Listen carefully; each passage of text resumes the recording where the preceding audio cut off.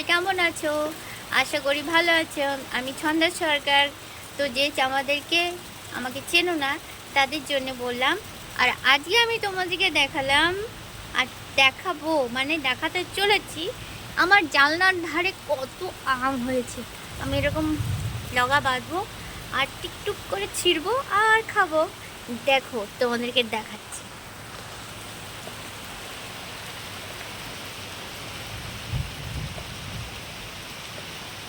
কত আম দেখো, কত বড় বড় হয়ে গেছে। এখন আমরা এই আমগুলো পারবো। আর এর ওপরের তো আরো আরো আম আছে। তো এইগুলো দেখো কত সুন্দর আমগুলো ঝুলে গেছে, দেখতে পাচ্ছ কি না? এই দেখো।